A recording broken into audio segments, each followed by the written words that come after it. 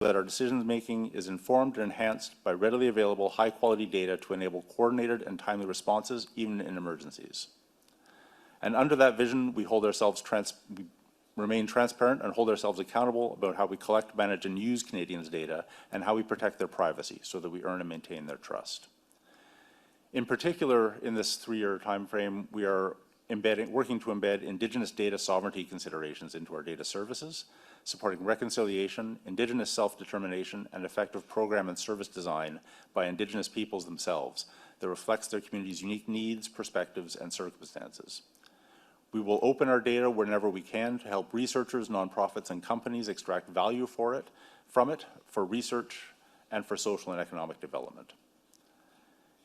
In setting out that vision, the renewed data strategy expands on and supports the government's digital ambition, which speaks of maximizing the public value of data and information, managing and using data and information as strategic assets, while protecting privacy and being transparent. The data strategy also supports the government's shift towards fully digital delivery through actions that transform organizational culture and raise data literacy. Much as data is a critical enabler of digital technologies, the renewed data strategy enables the delivery of our data and digital transformation initiatives across government. AI adoption and enablement is one of those key transformative initiatives, and the AI strategy we're here to discuss today is one of those needed pieces of guidance for departments and agencies. It derives its approach from the one that we took in formulating the data strategy, and focuses on the integration of data into the work of government to provide trusted, ethical, fair, and effective services, programs, and policies, in this case, through the use of AI tools.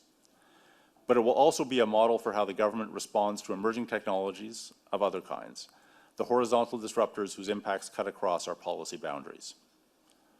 Over the past few years, we've developed policies and tools that establish guardrails around the use of AI in the federal public service and to mitigate its risks. But as the field of AI advances and it is integrated more and more into products and services, it is clear that we need a cohesive AI adoption strategy aligned with the digital ambition and the data strategy for the federal public service. We hear this from ongoing public discussion and from stakeholder engagements, but also from public servants and from what we seek of the work already underway within federal departments. Expanding on the vision laid out in the data strategy, that is to provide effective, equitable, ethical, and inclusive services, programs, and policy that respect both the public trust and Indigenous data sovereignty. The AI strategy will provide a pathway to AI adoption in support of these same goals. Expanding on the vision laid out in the data strategy, it will identify barriers and gaps we'll need to overcome to adopt and use AI, particularly in areas of government involved in service delivery, operations, scientific research, and policy. It will do this by providing direction for enterprise-wide governance of AI investment, broad procurement activities, workforce development, and identifying AI adoption opportunities. We have a vision for what we want to achieve with the AI strategy, but we need to give shape and form to that vision. And today we are seeking your collective wisdom, knowledge, and experience to help us do that. So with that, I will pass the conversation over to Cara Beckles and Jonathan McDonald, who are the architects of the event today. And as the usual saying goes, as things go well, they deserve all the credit. If things go bad, you can come and give me a heck later. But we are hoping to have a very good discussion with all of you here today. Thank you again. We may need, depending on when the minister arrives, to tailor the tail end of this discussion a little bit. But with that, we will pass it over to you two and let you run it. Great. Thanks very much, Steve, and good morning, everyone. So I'm Cara Beckles, Executive Director for Privacy and Responsible Data at the Treasury Board Secretariat. I've had several people ask me in the last while about privacy and AI. It's sort of an odd mix. I've actually found since starting this job that it's actually very apropos to have the two together, where I'm thinking about privacy at the same time that I'm thinking about the adoption of AI. So it's not such a bad thing that we had to switch the agenda around a little bit, because we'll talk a little bit now about the AI strategy and give you that context before we get into the conversation throughout the rest of the day. So, of course, one of the first questions is why now? I think that's pretty obvious with all of the discussions that are happening in general society today about AI. But it's also, the government's been using AI for decades. I worked for a long time at Agriculture Canada as the chief economist there. And we were using AI to analyze satellite imagery and to be able to forecast, crop forecasts for, till the end of the year, which we used in planning our programs. We also used it in our economic models to be able to improve them over time. So this isn't something new. What is new with AI, which I know all of you know, has been the rapid advancement in the technology over the last few years, which has everybody talking about it, as well as the democratization. When I first started in the government working with AI, it was in the hands and the realm of data scientists and those technical experts who were sort of away in the back room doing their coding and doing the modeling. And I think that gave, one, people didn't really realize what was going on, how people were using the technology. But at the same time, people felt safe because it was in technical hands, people who went to school for this sort of thing, whereas now it's in the hands of everybody who has an internet connection. All you need to do is go online. There's a lot of different free versions of large language models out there that you can access and ask all sorts of questions, and it will give you varying degrees of quality responses to that. And I think so that's a big part of the why now. So as many of you know, the government spent a lot of time over the last 5 years putting guardrails in around not just the use of AI, but the first thing that came out was the directive on automated decision making, which goes beyond just the use of AI, but any type of technology where you're automating decision making, but gave us a really solid base for evaluating how and when AI is being used, the risks around it, and mitigating factors. And then most recently, the guide on the use of generative AI, which came out last fall, and then an update a few months ago in February. So what this strategy is really the flip side of those guardrails. Because sometimes those guardrails can be seen as a barrier to adoption. Sometimes they're seen as the government putting in these layers of protection and then therefore saying don't use it.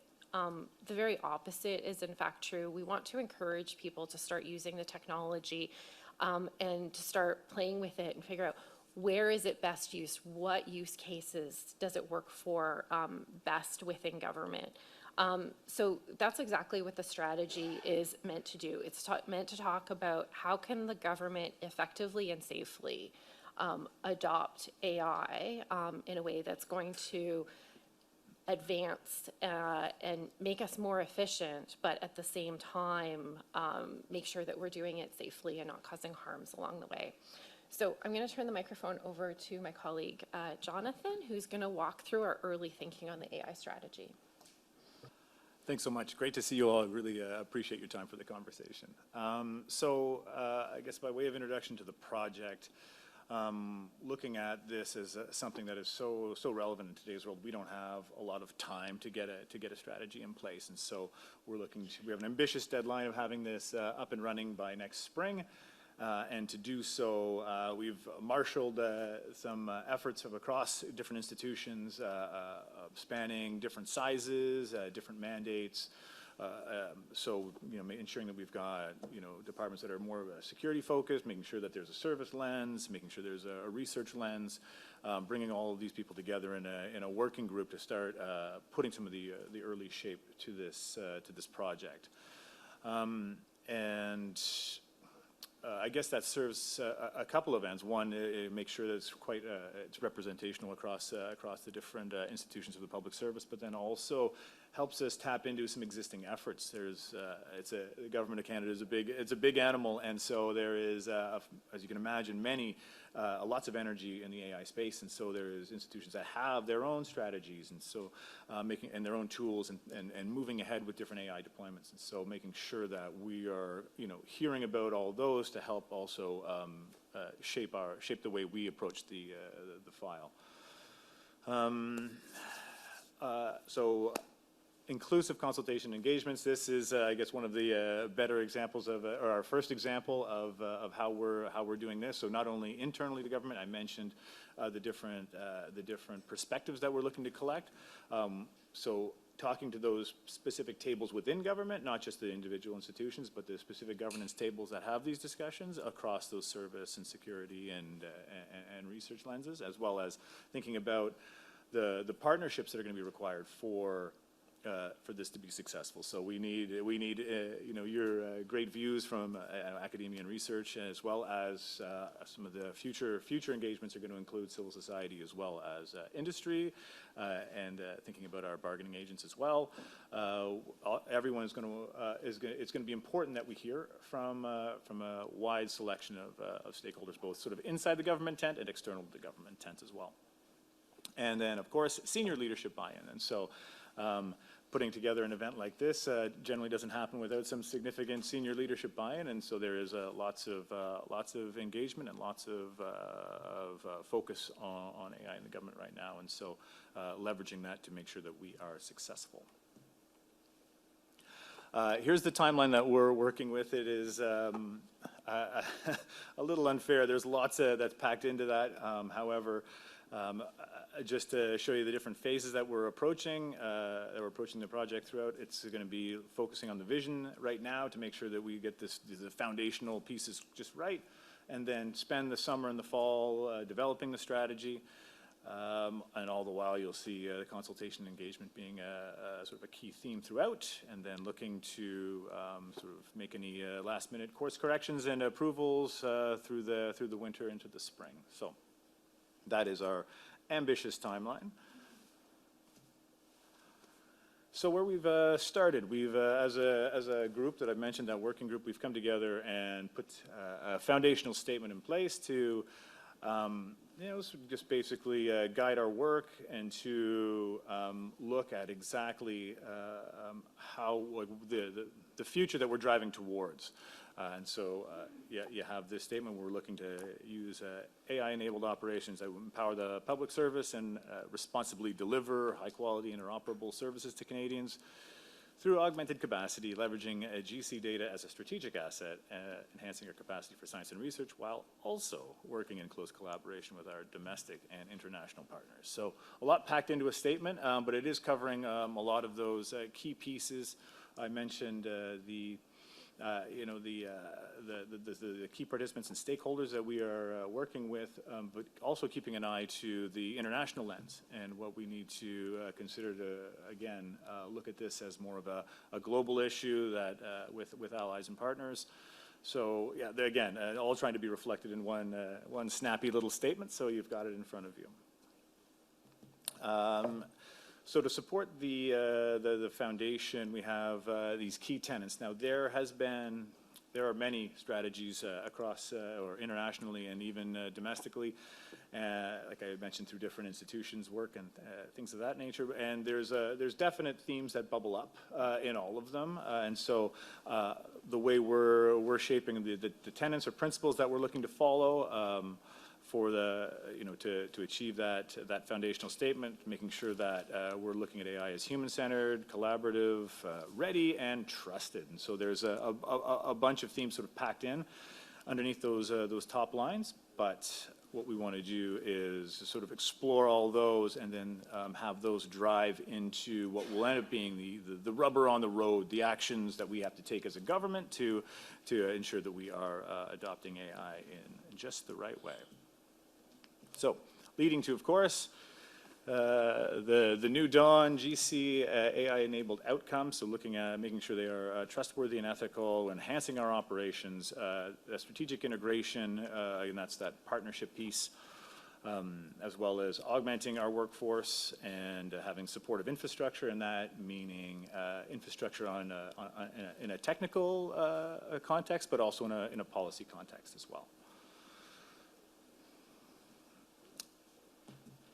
So, yeah, I wanted to sort of get through this deck pretty quickly because I am looking forward to hearing some of your views on how we need to take this. So, for our next steps, we're looking to just continue to refine this. We're still on plan according to our ambitious agenda. and like I mentioned, continue our stakeholder and community engagement. And so what I can do is really start off the thoughts and comments that you may have by asking you a question, and it's a question that's been top of mind as I started working on this project, which is, how can we make this strategy distinctly Canadian? What is the Canadian experience that we're bringing to this AI strategy, the Canadian federal public service lens, I should say, and making sure that we capture that in a strategy. And if you have any ideas where we can build a niche for innovation and where we can stand out as where there's opportunity for global leadership, again, really would welcome your views on any and all things related.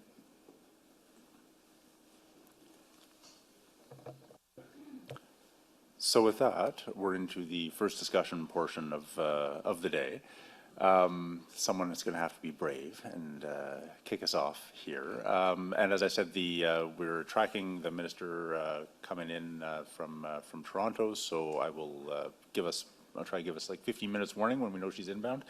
But we may have to curtail this discussion slightly depending on how that goes. So comments, questions on what I said, on the presentation, on what you're seeing here in front of you? Happy to open the floor. Tony. Do I turn this on? Yeah, the little, on the button on the right-hand side there with a little person talking. Okay, I figured it out. So thanks for sharing so openly your thinking on the strategy. A number of us around the table, I'm thinking of Val in particular, and some of the representatives from the university and broader research. I think Cam is on the phone from Amy as well. But we have the opportunity of working with and contributing to some international organizations and are getting sight of what is emerging practices in terms of strategies. And I'd say that many of the elements that we're seeing are actually captured in what you just described. And if there were a few items that I would kind of highlight as areas to reflect on going forward, one is having clarity of outcome. So as part of the vision, contemplating what are the impacts. From an economic perspective, there's obviously productivity improvements and impacts that can be had there. And from a societal perspective, there are so many areas that big challenges that can be addressed by AI, and what sort of outcomes that we're seeking there. We've seen plans where it's very specific. So, for instance, from a health safety perspective, from another would be forest fires, which have a huge impact on the environment. But the ability to improve prediction by, say, 2 weeks to mitigate the actual occurrence of forest fires by different levels, obviously very complicated in a climate change environment. So outcomes is number one. The other thought would be, and I think what you described is quite leading, not looking at AI as something separate, but actually how it comes together with digital and other emerging technologies as we go forward. So having that view of it not being its own thing, but actually looking at it within and as an addition to the digital strategy. And then the other third item is just the key enablers. And we're seeing a huge focus on talent, compute, and data. And your statements about data are leading in terms of committing to sharing, because that's critically important. The national data assets that we have globally are enviable to many people. So we're in a great situation there. Compute is underway, obviously, with steps that are being taken, but the urgency behind that can't be overemphasized. And then talent is going to be a big part of our discussion, I know, but equally important. So just some broad comments, but I would say I think we're on the mark, and those elements I think are important to call out as we go forward. Thanks for that. I know we've got a variety of, I'm paying attention, but we have a variety of people taking notes, so if you don't see me writing, it's not because I don't like it, but I'm trying to focus on keeping the conversation going here. We have Fen McKelvey online who has his hand raised, so maybe I will go to you, Fen, before and let other folks in the room think about what they want to raise as well here. Go ahead.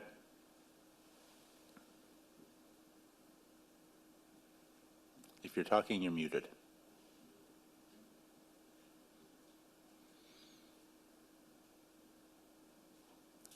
I can't unmute. All right, can we have someone take a look at that, please?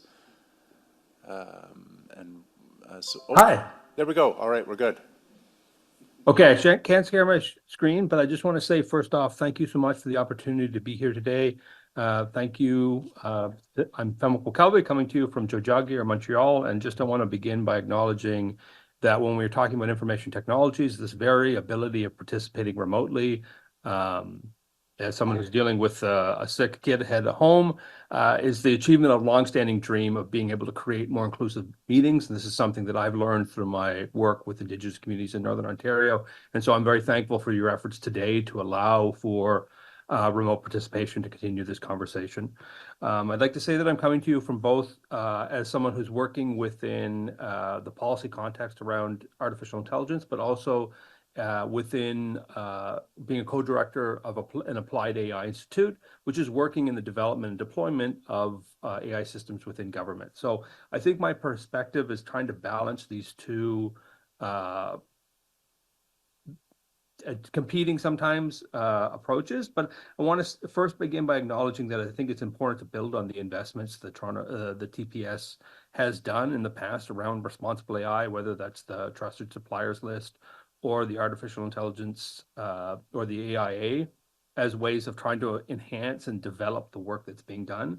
And the second point I just want to also talk about is I think a key framing is the type of AI systems that are being developed here. I think there's a very different proposal in talking about custom solutions that are being deployed that can follow a managed procurement process that involve check-ins and responsible AI in the build process and the development, versus I think what we're seeing is increasingly AI being deployed as changes in service level agreements, where we have vendors who are integrating AI, and that's being rolled out as a kind of general purpose solution. So I think one part for me that's very important is being mindful of the different types of service delivery that AI is being proposed and how the government fits within either custom built solutions or I think increasingly the expectations of AI being rolled into existing products.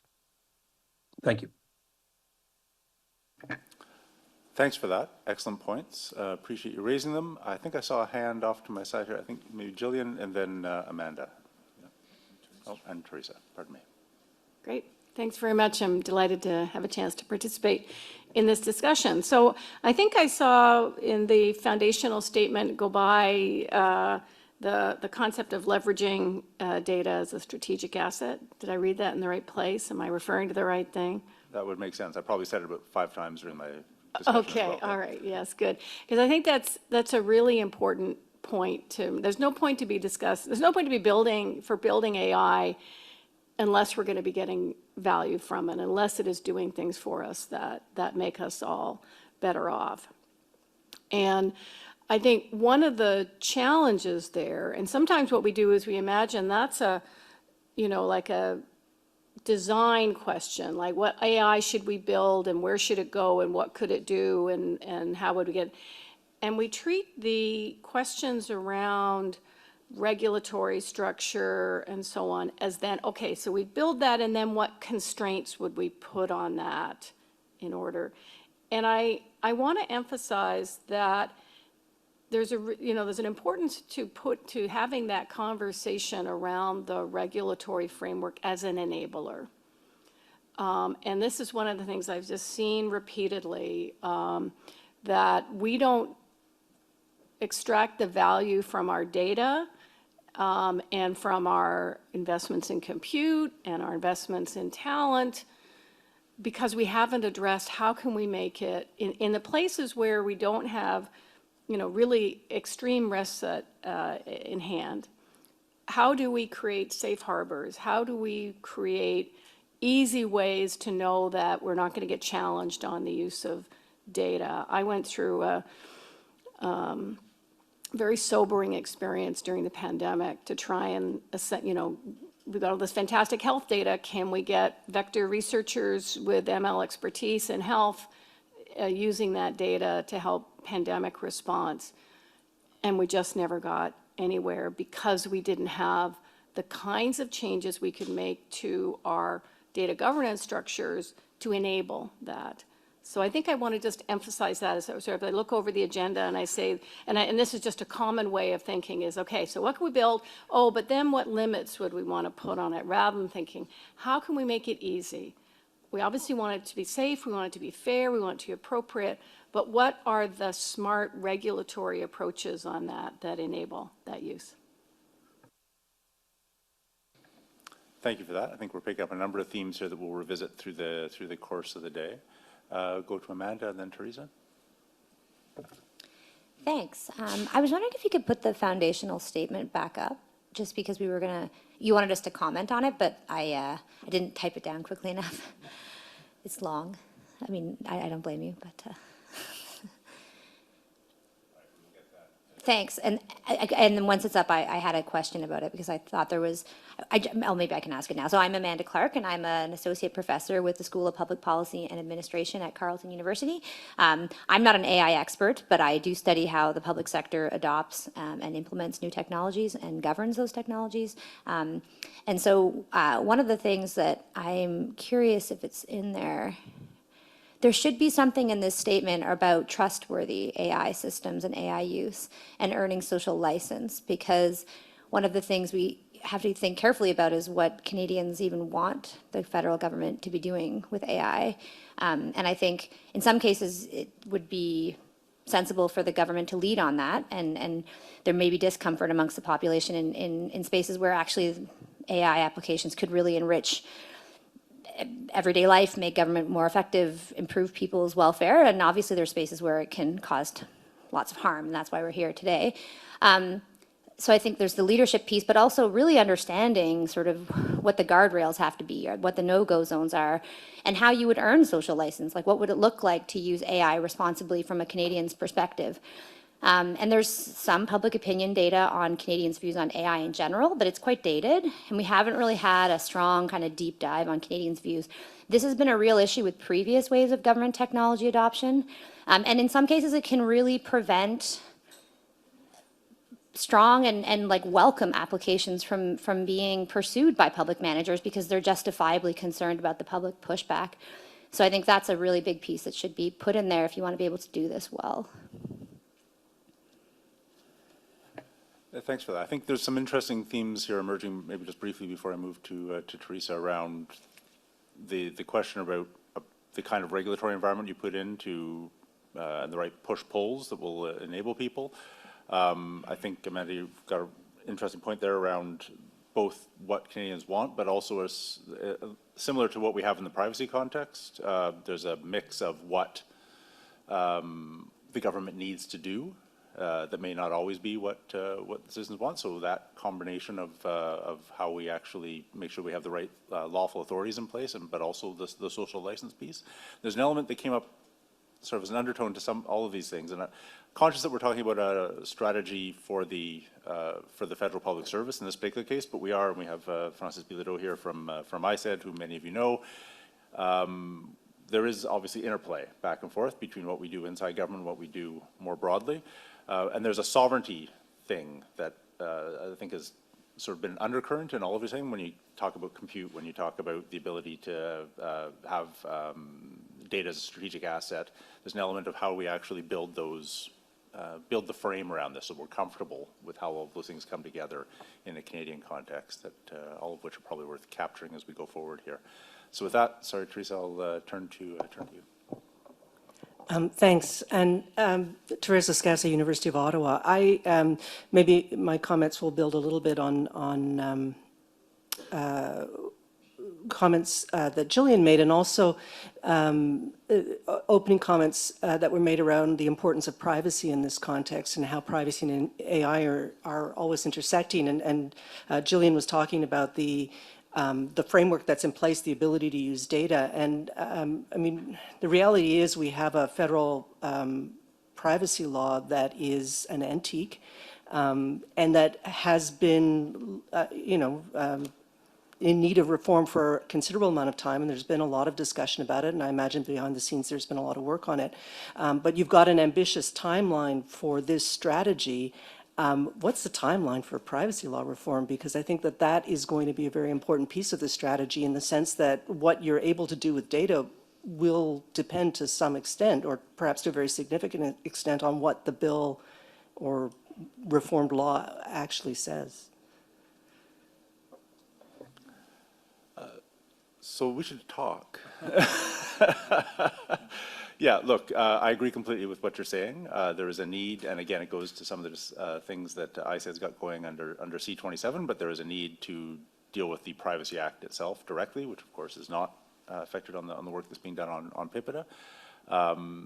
So there are efforts underway, but I agree completely. There is a need to get our arms around the legislative base. That will run on its own timeline, as we've seen with C-27 and other pieces of legislation, but it needs to be done, and it needs to be done in a way that will allow it to be more nimble in future, because 40 plus years on, while the Privacy Act I think still holds up well because it is so principles based, and so much of the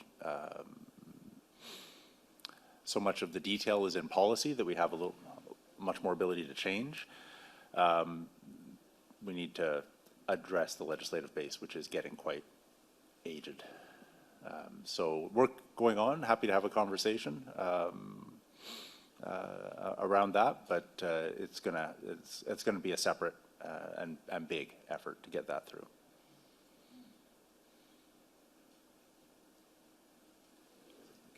Oh, Anna, sorry. I need to work on turning both ways. Go ahead. Hi, thanks for having me here. My name is Anna Brindashescu, McGill University.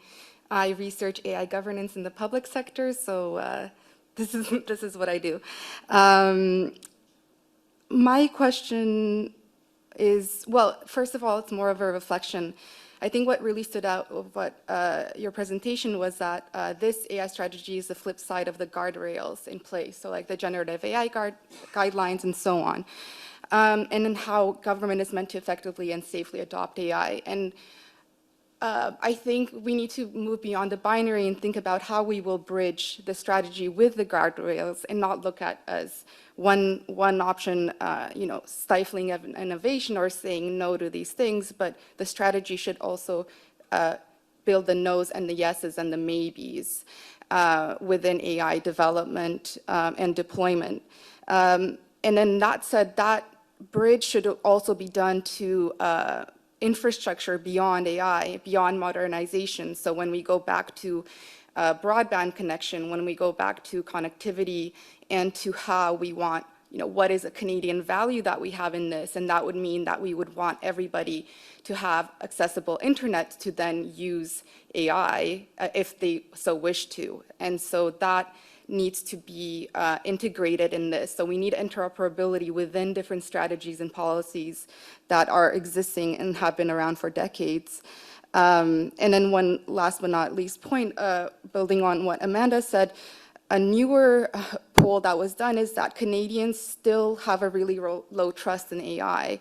So taking that into account, then what do we need to do again to bridge these different strategies where we lack connectivity? How do we then bring this to the table? So again, it's not just about developing and deploying AI effectively and safely. We need to go beyond adoption and think, what are the initial infrastructure that we have that even get to have us to use AI?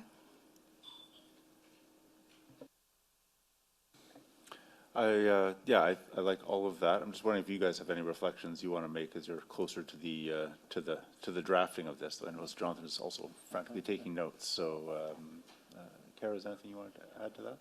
Yeah, and I would add that, yeah, when I say flip side, it's not because they're so opposite. I think it's that the guardrails are there. They were like, if you happen to be using these technologies, here are the rules to apply to them. But it doesn't have a, adoption first, right? Whereas I think with the strategy, what we wanted to say is like, yes, the guardrails are super important. We're definitely going to be thinking about those.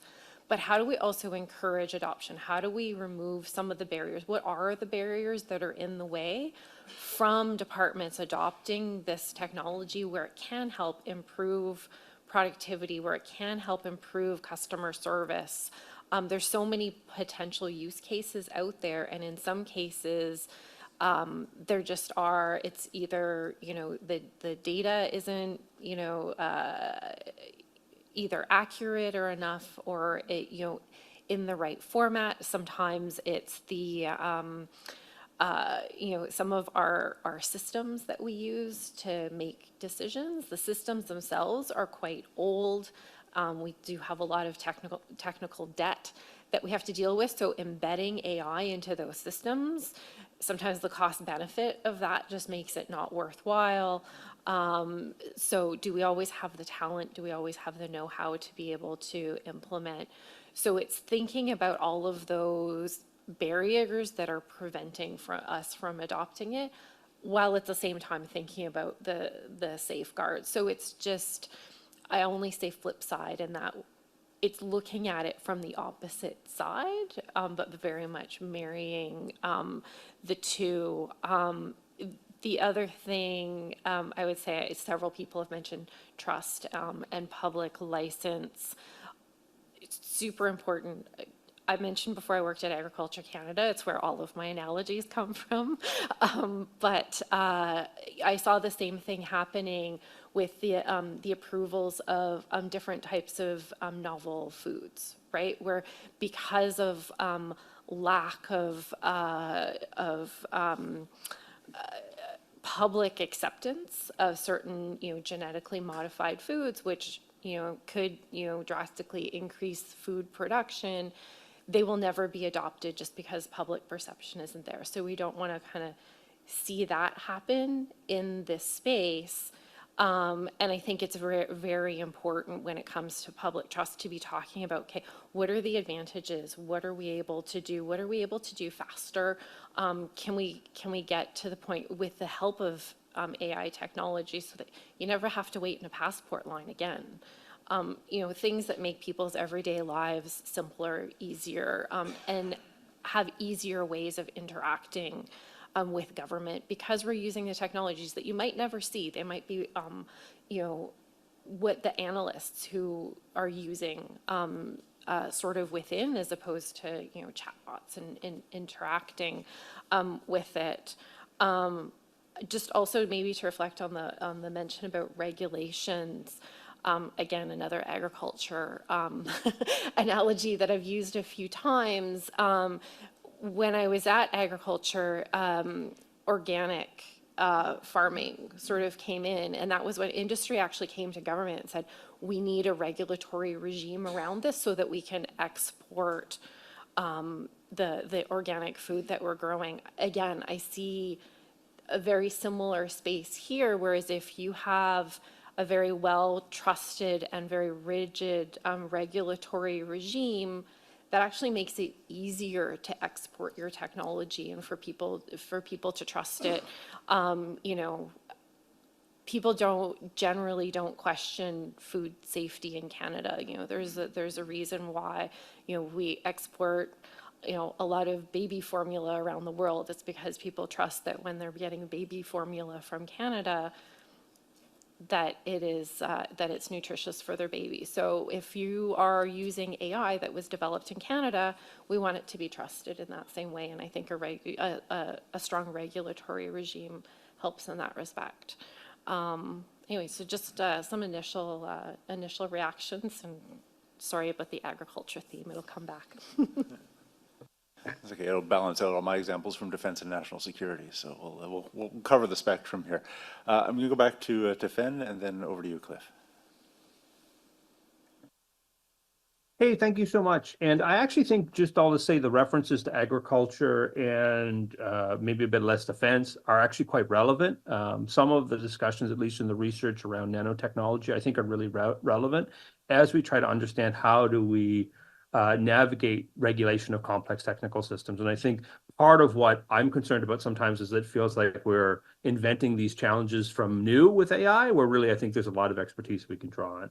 The only 2 points I just wanted to add is one term I'm seeing a lot is this language of guardrails, and I think we want to be mindful of what's the framing language around these AI issues. And I think part of my concern is that we've talked about ethical AI, responsible AI. Now we're in an AI safety phase, and I think we want to be sure of whose expertise is able to speak when we're talking about something like AI safety versus responsible AI, and also encourage the government to be setting new language and new ways of evaluating what AI is supposed to be doing. I mean, we see in Europe movements to create national GPT programs like we have in the Netherlands as public utilities. So I think part of this is recognizing not simply the government to kind of follow, but also think about its mission in delivering public services, something that allows for a new language and a new set of expertise. The second point I'd just say is that I'm fairly on record critical about the development of AI policy in Canada. And I think part of what I want to acknowledge is that the gap and the reason for that criticism is trying to emphasize the relationship between public consultation, public trust, and the way that these processes are being built. And I think really that's one part I want to maintain is the concerns that are on the concerns that we have around, say, the deployment of ADA or other AI regulation is partially about how do we ensure that these processes are allowing and building democratic and civil society capability and capacity for these new issues. And I think that's a big challenge, but I think part of one of the reasons there is a gap right now is that necessarily these programs and the consultation processes haven't necessarily resulted in developing and building national capacity around these issues.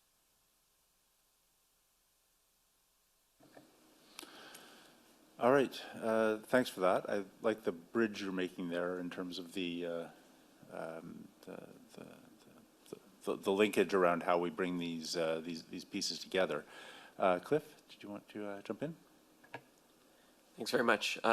Just briefly by way of introduction, so you know how I'm coming into this.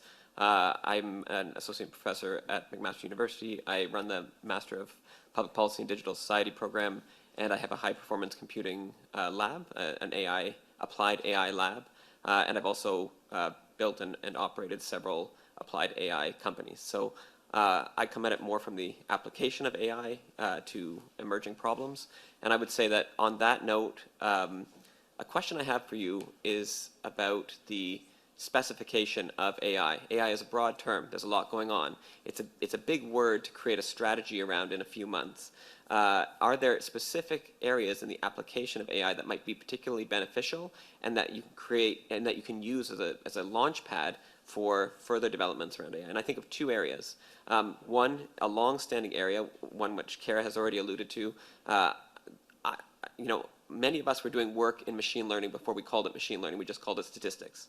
And then we called it data science, and then we called it machine learning. But there's a long legacy to this kind of work. So predictive analytics is a place where there is still a lot of capacity building that can be done as data lakes mature, as we get, as compute becomes available to us, as methods continue to emerge. Predictive analytics is one area where I think there's a lot of opportunity and a lot of experience that we can apply to creating a more systematic approach to the application of AI.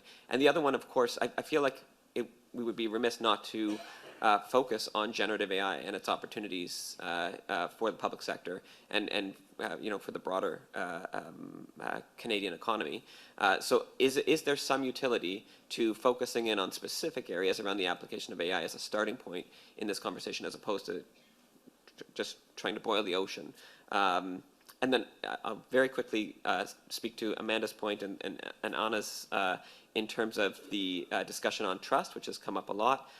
One thing I really like about the agricultural analogy is I often try to think about how do we build trust in AI in the same way as how do we build trust in the food that I get off the grocery shelf?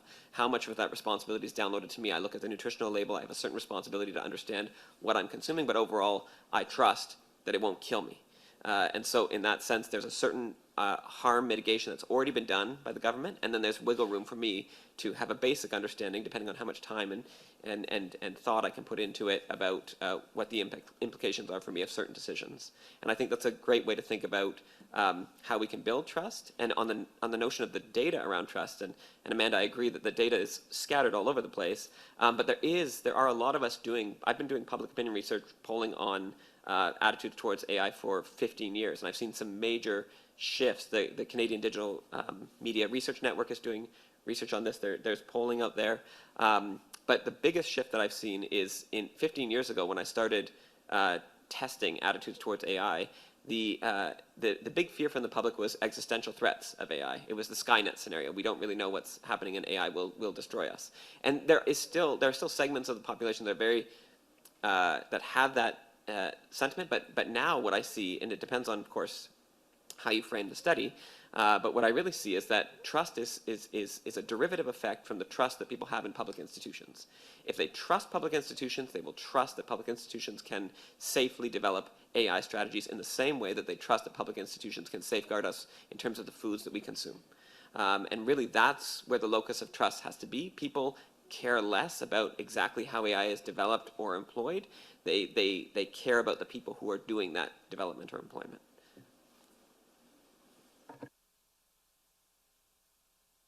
I'm quite happy to encourage cross-table talk here. I really do appreciate you making those links back to some of the other comments, Cliff. I have a response for where we want to focus, and these guys probably do as well, but Florian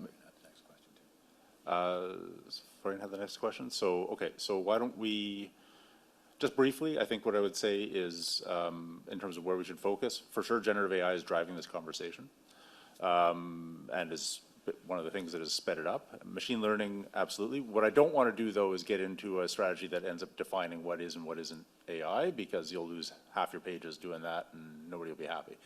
So we need to, and we did this in the fall when we had a discussion sort of at senior levels of government around sort of wrapping our heads around the AI issue.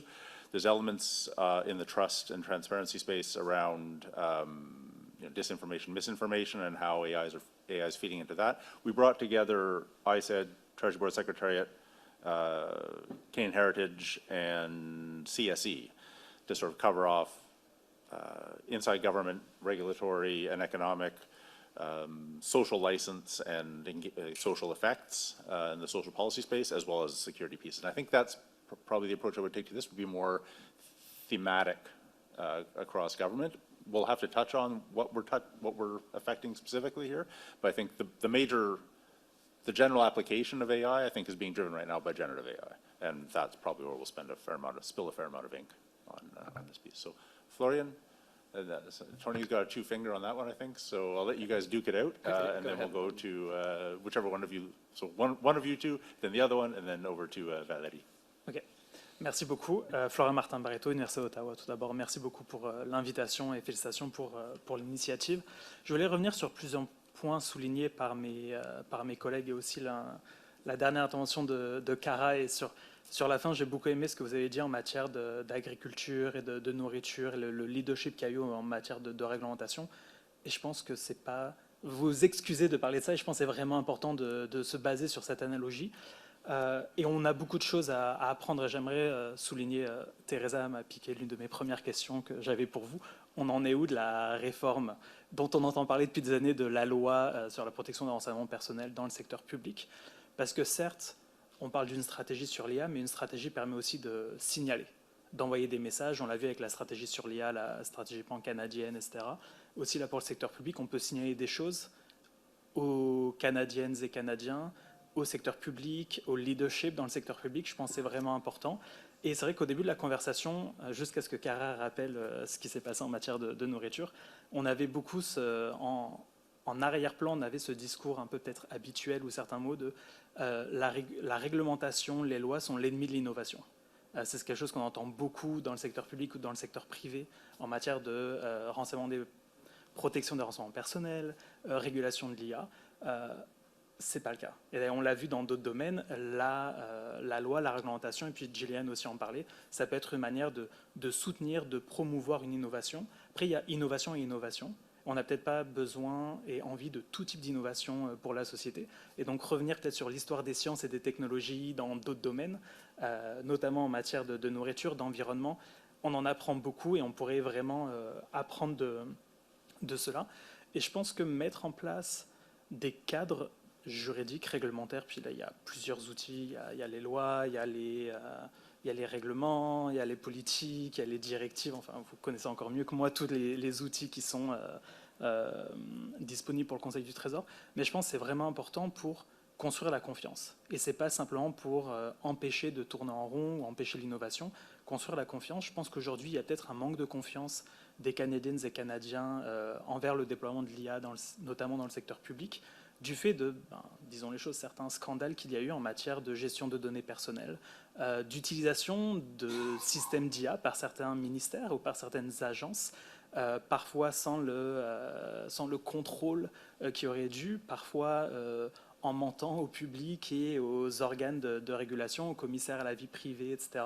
Donc il y a, je pense, ce passif-là qui est compliqué quand on veut déployer l'IA, et comme vous le disiez, il y a beaucoup d'avantages à pouvoir le déployer. Donc je pense que ce serait important de prendre en considération ces craintes et de pousser, peut-être aussi d'utiliser la stratégie pour pousser le développement de cadres juridiques. On mentionnait la directive qui, je pense, fait bonne figure, et le Canada est très souvent cité à travers le monde au regard de la directive, etc. Puis la manière dont c'était construit avec des véritables consultations, ce qui n'est pas le cas d'autres projets de loi, par exemple sur l'IA dans le secteur privé. Donc je pense que c'est important de garder ça, mais aussi d'avoir des dents. Parce que aussi le problème de la directive, on le sait tous, c'est l'absence de dents. En français, ça passe vraiment moins bien qu'en anglais, mais je me suis dit que j'allais au moins faire ma première intervention en français ce matin. Je vous remercie.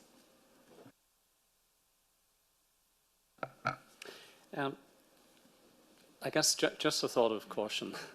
If you reflect on our experience in regulation and think back to motors or engines, we didn't actually regulate the motors and the engines. We regulated and put guardrails around transportation, dishwashers, washing machines, what have you. And I think we need to reflect on how we learned from that, because it was actually industry level regulation that put guardrails around many of the high impact products and services that were enabled by those elements. AI is very similar. It's an enabler.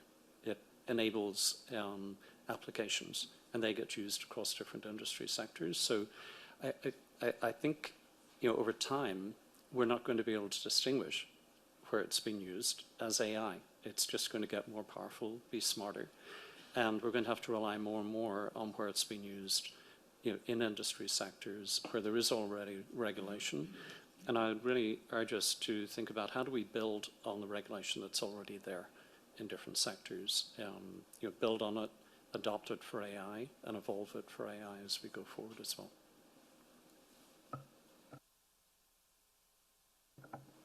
Bonjour à tous. Thank you, everyone. Valérie Pisano, I'm the CEO of MILA, one of the 3 national AI institutes. So incredibly interesting interventions from everyone. Thank you. And I just wanted to come back on 2 words that were named very early on this morning that kind of resonate with me, which were, how do we make this distinctively Canadian? And I do think that's an interesting lens through which to think about this. We're not the only group meeting everywhere in the world talking about AI and what it means for us. So distinctively Canadian, to me, that means, what do we want to prioritize? What are the biggest challenges that we are facing and where we want to, maybe push a bit more on how this technology could help? It also means, where do we draw the line? What are some of the things that are just no-goes for us based on our values, based on who we are? And then the piece that, of course, I'm curious about because of the privilege of being part of a research institute that has benefited from 20 years of investment by the Canadian government in AI. It's like, what do we have here that is uniquely Canadian already? And how do we leverage that in a creative way? We talked about data as an asset. We have a lot of assets that are very, qui font l'envie des gens un peu partout dans le monde.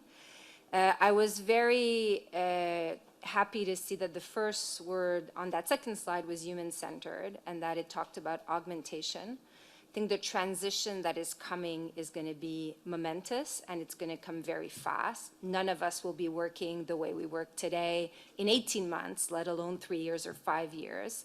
And as an incredibly big and important employer, the Government of Canada will have the opportunity to shape how maybe you do this well, how you do this augmentation transition well. And maybe my only kind of 2 cents here, and we'll talk maybe more about it in the breakouts, is now is a time to have non-AI people around the table. Like, this is the time for talent experts, organizational experts, psychologists. Like, it's a big, big shift in how we live our lives and how we work and how we create value individually and collectively. A lot of conversation about trust, which everything that was said resonated for me. I just want to echo that I think the work we're doing on AI safety is one of the important pieces here, even though it's not directly linked, but it is like, how could we be doing anything else if we're not also investing in AI safety? So I wanted to kind of connect those dots.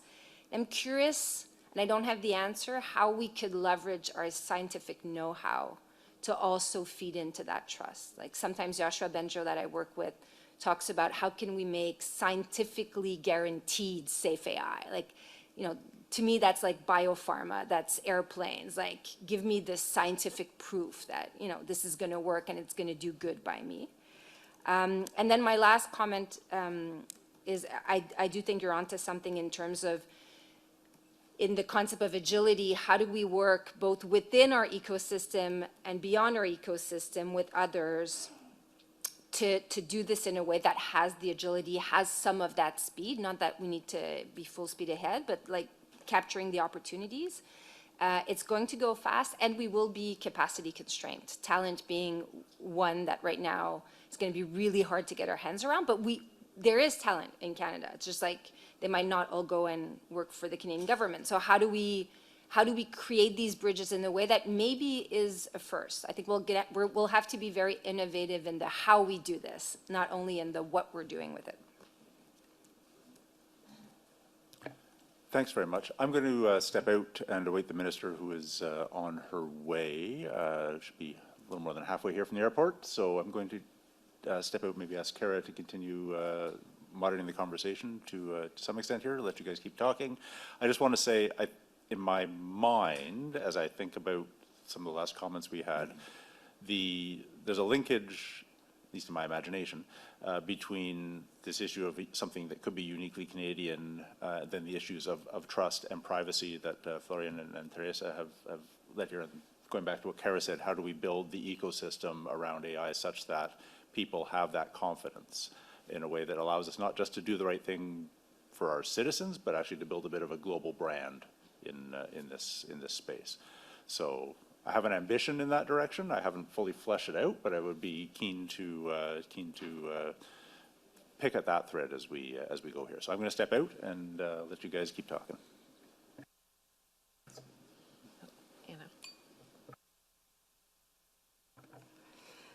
So much to build on, but okay, I'm going to keep going with the agriculture analogies. So I think the idea of having, organic farming, so I thought about certification. I know we're going to probably talk about the new certification models that are being built, also like the ones that are enforced by standards and ones that are not. Within Canada and globally. But a question around that I have, which is long-term, is how do we make not only the certification a part of the trusted regulatory regime, but affordable? So what I remember from the days of organic farming is that a lot of organic farmers, small farmers that could not afford certification, actually had certified products, but they could afford the license, which was like $15,000 at that time. I think that was like 20 years ago. So again, they had a product that was trustworthy in every way, but they didn't have the label. So that's just something for us to move forward in the future. Another longstanding question, which is a challenge, but reflecting on what are the AI that's reflecting in Canadian values. And I think that's something to also think about our economy. So since 99% of our economy is small and medium enterprises, how do we make sure that they're not left behind? And thinking about a lot of the way that we're going to regulate AI is built on the use of AI. But we really need to go back to the foundation models that are really important, and they're dominating the markets in every way globally. And what I'm talking about here is a lot of the big tech in the US and also China. And when we're talking about policy, we shouldn't only just reflect on a strategy for the development and deployment within the AI, Canadian AI, because really that is built on models that are not Canadian. And so that's something that's very challenging, and I realize it, but it's important to have this public trust enacted within Canadians by making sure that we look at not just the application of generative AI, but also the construction of generative AI that goes beyond Canada. So looking at models that originate from firms such as Google, Apple, OpenAI, and Microsoft, how do we make sure that we are in control of how this stuff gets designed and developed and improved upon? Yeah, Francis? Hi, I know most of you, but for those of you who don't know me, Francis Biéleau, I'm the Associate Deputy Minister of ISED. I actually wanted to jump on that topic. Actually, there's a number of topics that I thought were really interesting. But I think for me, as a general framing construct, it's really important to sort of position ourselves. I think part of what Valérie was saying, like it's going to be a really dynamic ecosystem. So standing still is sort of not an option. Things are happening around us, and so. For example, your point you're making around sort of the model evaluation, how do you think about these things? It's a very dynamic environment internationally. I'm just back from Korea at the AI Safety Summit. And so you have various players who are positioning themselves. You have the UK who moved early in the AI Safety Institute development, really positioning themselves around things like model evaluation. We just announced an AI Safety Institute. We just announced a partnership with the UK in that space. You've got the EU who moved very quickly on regulation. We are somewhere between them, right? Like we are participating in the model evaluation piece. We've also got ADA, and people will have views about ADA, but we have moved in the regulatory space, and not everybody has in that space. And so we have some positions in both. So I guess part of the reflection for me is it will be a really dynamic space with a lot of players positioning themselves internationally on things like model evaluation, regulatory, and the minister is here, so I will stop in a second. But also, as we see sort of players external to government adopting AI, it's not sort of a binary choice. Do we sort of stop, and what does government do with AI? Everybody we interact with is going to be using AI. We do consultations. They will be influenced by people who are able to sort of feed in their consultations through AI.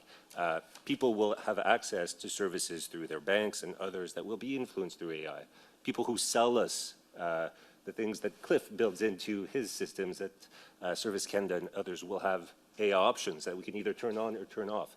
And so our capability and our capacity to be smart around using it will also be part of sort of the trust debate. So long bit of an intervention because there was a lot of things said, but only to say it's going to be a dynamic sort of environment on multiple levels. And so how do we make sure that we are actually dynamic as well so that we can maintain the trust, show our capacity while putting in the right guards? We've talked about privacy legislation. Certainly I would agree that the public sector privacy legislation, I think it was 1982, the last time it was updated, is probably due for a refresh. But how do we move nimbly in that space as well? And the minister is here, and so I will. So, folks, we're pleased to welcome Minister Anita Anand here today. We'll turn over to you, Minister, for some remarks. Okay. Thank you. Thank you. Merci beaucoup, Stephen, et bonjour tout le monde. C'est un grand plaisir de vous voir aujourd'hui ici à Ottawa ce matin. Thank you, Francis, et tout le monde aussi. My flight was delayed. I think we've all been in that situation before, but it was super frustrating knowing that you were all here and I wasn't able to be here right at 9:30. Donc, je vais commencer maintenant, mais désolé aussi encore une fois. I wanted to just tell you how incredibly excited I am to have this roundtable, to have this summit. It was born out of an idea that I had when meeting with a number of you and your institutions and speaking with you over the past number of months, that when people are thinking about AI, they generally speaking default to AI in the private sector in terms of small and medium-sized enterprises, for example, and sandboxes and startups and scale-ups, and how AI can be incorporated into the private sector. And when I came into this role, c'était incroyable parce qu'il y a beaucoup de responsabilités dans ce dossier. And I said to myself, with 300,000 public servants under this portfolio, how can we move the AI revolution further in the public service? Donc, ça, c'est le but aujourd'hui, d'avoir une conversation pour une stratégie nationale ici. And I am so excited to hear your viewpoints. You are all people of ideas. Professor Hadfield, of course, your leadership is incredible. Professor Skazai, I'm particularly pointing out to these individuals because I myself came from the world of academia and miss it incredibly, but also try to bring together, in this particular context, the greatest minds in the country so that we can fashion an AI strategy for the public sector. And so if you see me smile for the entire time that I am in the room, ça c'est la raison pour laquelle je dois le faire. So let me just talk a little bit about the Treasury Board and our role, and then Canada and AI, and then the call to action, really, which is what this roundtable is about. Now, I understand that you've had already an airing of ideas this morning, which unfortunately I have not been able to be part of, but we will have an exchange of ideas this morning where I can hear directly from you. And this is really the kickoff to our consultations that we're going to be having on a national strategy for the public service in the area of AI. So let me just start a little bit with the role of Treasury Board here. And probably the most frequent question I get is, what does the president of the Treasury Board do? And so I have answered that question in many respects, many ways over the course of the past 8 months or so. But one facet of the role of the president of the Treasury Board is on the digitization of government. Comment est-ce que nous pouvons nous assurer que nous pouvons avoir l'intelligence artificielle, mais aussi d'autres mécanismes, d'autres règles et les guides pour l'utilisation d'une stratégie digitale dans notre gouvernement. Donc, we will continue to work on the broader strategy for our government, but today's conversation is one piece of that responsibility, and it is in particular in the area of AI. And so, you know, obviously, that Canada has held a leadership role in this area in AI with our 2017 national strategy, backed by about $2 billion. And nous sommes une chef de file, bien sûr, dans ce domaine, mais nous avons beaucoup de travail à faire. We see our competitors, our peer countries, moving quickly, the UK, the US, and other jurisdictions investing in this area. And in budget 2024, we ourselves put down about $2.4 billion. Even the public conversation about that particular investment has been generally in the area of the private sector. And it is important for the private sector to be able to have supports for scale-ups, for startups, for sandboxes, and that's part of what the $2.4 billion is going to go towards. But at the same time, we cannot forget that as the largest employer in the country, we set an example for those employers. Donc, c'est notre responsabilité aussi pour eux, mais aussi pour nous, pour les fonctionnaires, pour le service public, d'avoir une stratégie ici pour le service public. And so that is really kind of behind my excitement, but also the reason that we are here today to talk about ecosystems. And I know that's a buzzword, and I wanted to say right off the bat that there's relevance in that word to the work that we are doing here. And in particular, Treasury Board sits at the epicenter of the government's ecosystem.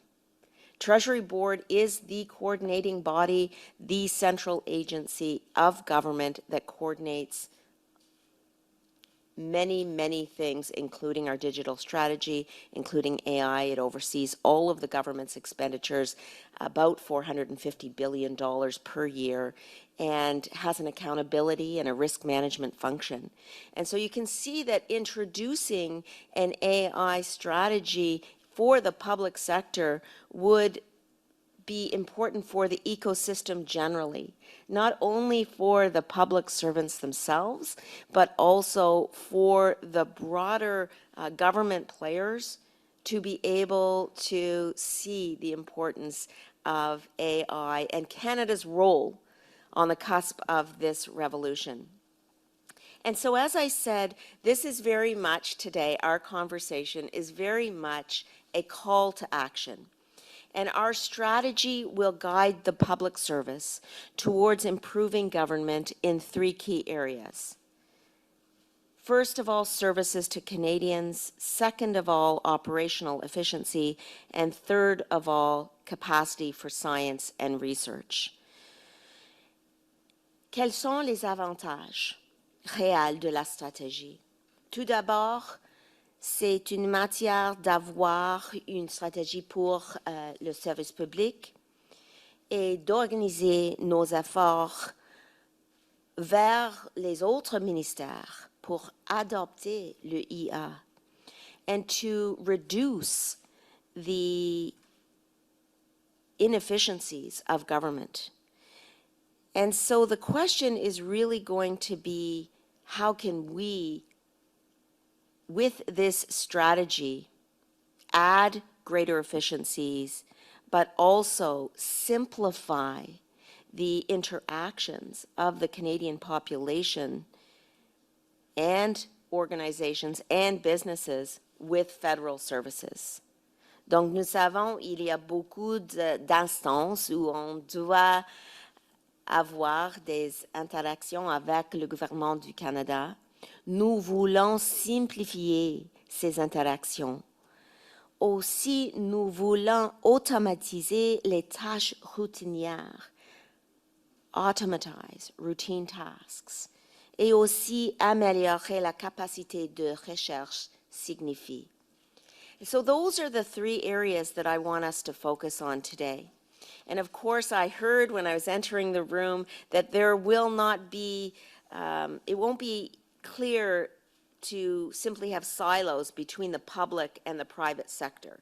I know that there are interactions between these two sectors, and what is being adopted in one will impact the other, but also we have the moment now to explore those interactions and to leverage advancements in each sector for the benefit of the other. Now, we have to make sure that we are responsible, obviously, in the use of artificial intelligence. C'est une responsabilité d'avoir une reconnaissance de la loi, les obligations légales. C'est nécessaire pour nous. C'est une responsabilité, bien sûr. And so this strategy will take a human-centric approach. It will be reliable, transparent, and secure. but it is a big step towards a cohesive and consistent federal approach to AI. So I wanted to say that I value your presence, I value your ideas. I've spoken with many of you over the past number of months, and that is the reason why I knew that it would be so useful to have you all in a room together. And I look forward to hearing those ideas, how we can do better, how we can build a strategy, how we can focus on those 3 goals as we move forward with additional consultations. Now, I leave you with 2 words that I think are important when we're talking about AI in the public service, and certainly I think in the private sector also. Innovation, collaboration. Those 2 words are necessary to really motivate us. One, of course, innovation doesn't need an explanation, but collaboration. When we are on the cusp of a revolution in AI in this country and in our world, if we only pursue innovation in silos, we will not meet with the success that we need. As government actors, I have seen firsthand that our work is strengthened with the participation of interested and non-interested actors, of actors who have like-minded and non-like-minded views, so that we can together develop a strategy that works for our country and works for our public service. So let's grasp on to both innovation and collaboration. Et je voudrais écouter aujourd'hui, je voudrais comprendre vos idées et merci beaucoup encore une fois d'être ici ce matin. Thank you.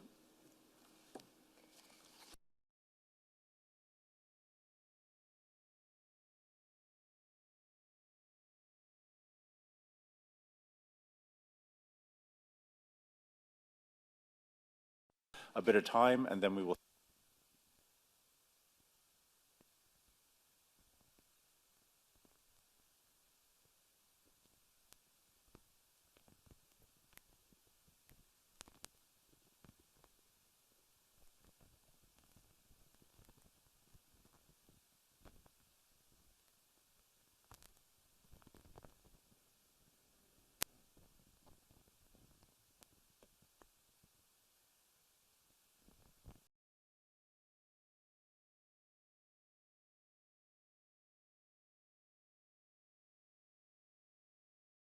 Off on the table. How are talks going, and what is your concern level that there could be serious disruptions at the border?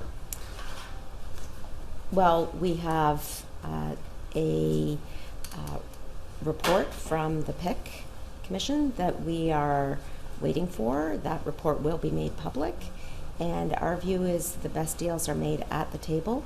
And I want to say that we have the best public servants in the world, and the CBSA is no exception, and I look forward to those negotiations proceeding at the table. We heard from Chris Elwood before talking about this whole idea of the summer of discontent. The first 2 things he brought forward, underscoring what the discontent could be, are airports and borders. Do you think this is part of a broader kind of strategy from the unions to leverage the CBSA negotiations to go to work less in person? As I said, the best deals are made at the table. That's what happened last year. And we now know that 80% of public servants have reached collective agreements at the table.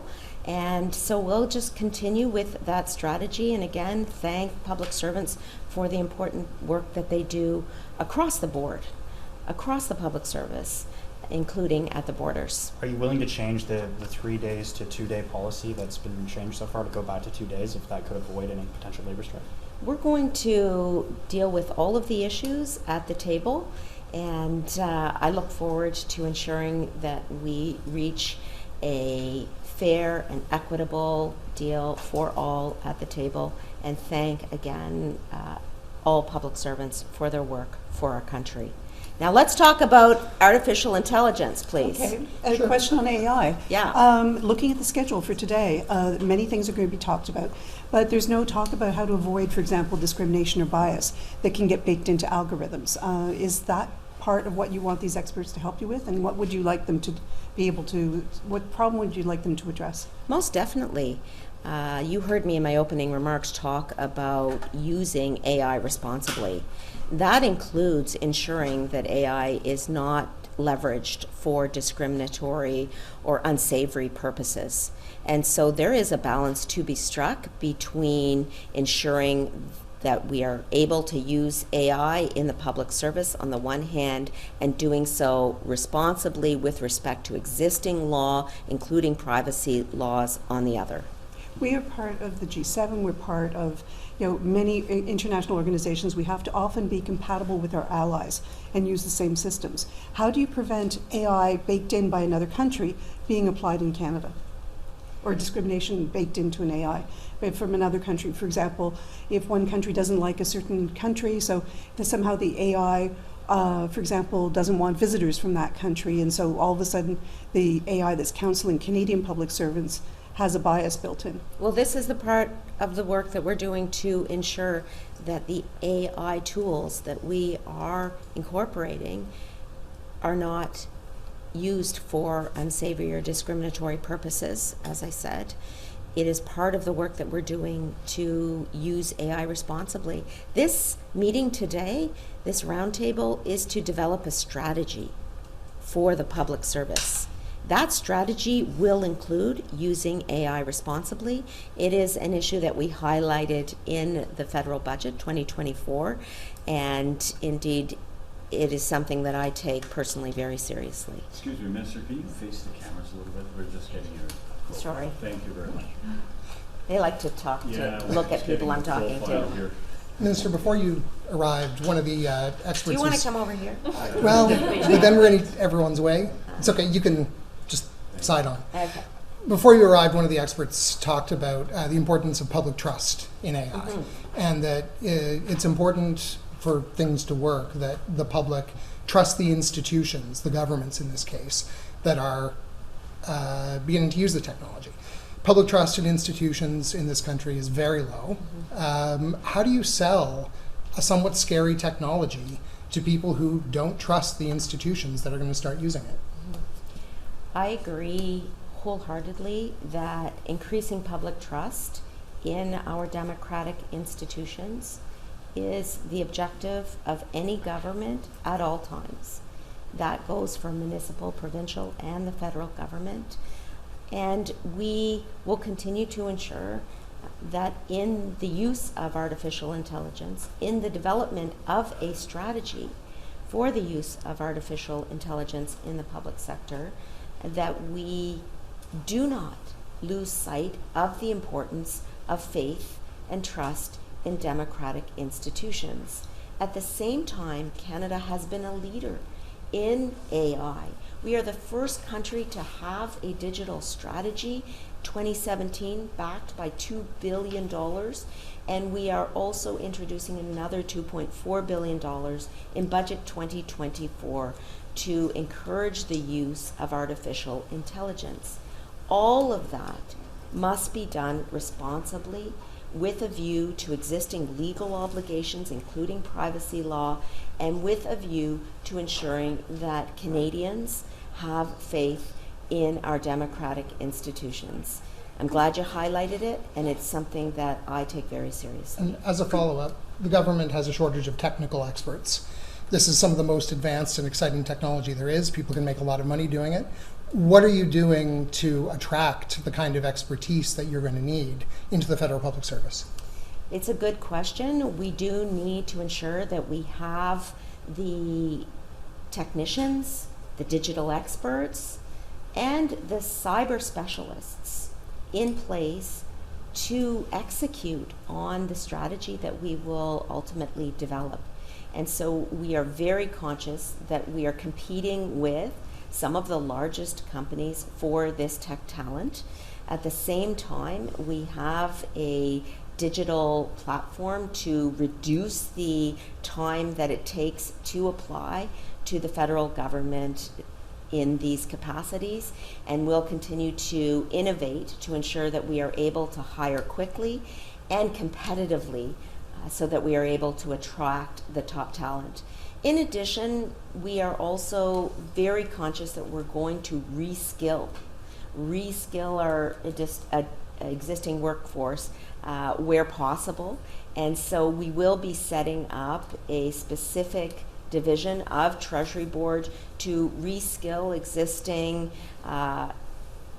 public servants, if they would like to do that, in the area of cyber and cyber technology. Is part of attracting IT talent? Let me say just one question to follow up, just to make sure everyone gets the first shot first, if that's okay, please. In concrete terms, what are the areas where you're maybe first looking to incorporate AI? And also, we mentioned that people are wary of this technology. Are there any no-goes where you're definitely not going to be incorporating it? So we've already begun to introduce AI into the federal public service. When I first was appointed, I introduced a guide on the use of artificial intelligence in the public service, and I ensured that the final paragraph of that guide was that this guide could be updated and would be updated as is necessary. And so in February again, I updated that guide for the use of AI in the public service, and it really calls on managers to have the oversight when their particular employees are using AI in the workplace. This is in the area of generative AI, and in particular incorporating platforms like ChatGPT into the workplace. Managers will have the discretion as to when that is able to be used, but I will say that in areas of confidentiality, cabinet confidences, for example, generative AI isn't generally going to be used. Why? Sorry, we're just going to give it to one question follow just to make sure folks get I'm just following up on Anya's very good question. Why? The issues relating to confidentiality are being addressed in our review of the use of confidential information across government. And so I'm currently looking at that under our trust and transparency approach, and I will have more to say on that specific issue very shortly, not today, but shortly. I agree wholeheartedly that we must be as transparent as possible, and so I am reviewing our rules relating to transparency. That falls outside of AI per se. It's a broader strategy for the entire government, and so I'm addressing it under another stream. That's why. When are we going to see the strategy? Like when are we going to see the results of any of what you're talking about today? Well, I'm glad you're all here today to see the very inception of the first ever strategy for AI in the public service. This is an extremely exciting day because it was born out of a single idea that I had to leverage the incredible minds in this country in the area of artificial intelligence, invite them to Ottawa, hear their views on the development of a strategy for the public service in the area of AI. And you will see us over the next number of months have additional consultations before we put forward the strategy. But make no mistake, this is a priority for us as a government to ensure that we are supporting the greatest minds in this country, as well as supporting this development of the use of AI across our country. I'm wondering if there's anything you can say to public servants and unions who might be concerned about how the growing use of AI might impact employment and jobs in the public This is not about reducing the number of jobs. This is about ensuring that we increase efficiency, and in particular the efficiencies with which Canadians generally interact with the federal government. And in terms of the public consultations, can you share a little bit more about what that entails, who you might be chatting to, and any details you're able to share? Well, I'm a big believer in consultations with people who want to come forward. And so it will be very broad-based, and we'll be able to share the results of those consultations with you once they take place. But I really hope that you will grab on to the excitement of today, which is that the use of AI in the public service has not, before this time, been as central to the work that we are doing across government. And what we are doing now is in tandem with the work that François-Philippe Champagne is doing in the private sector, saying that in the public sector also, AI has benefits in terms of efficiencies and productivity. That's all. Thank you Thank so you very much, much. everybody. Thank you for coming. Merci beaucoup pour votre patience aujourd'hui.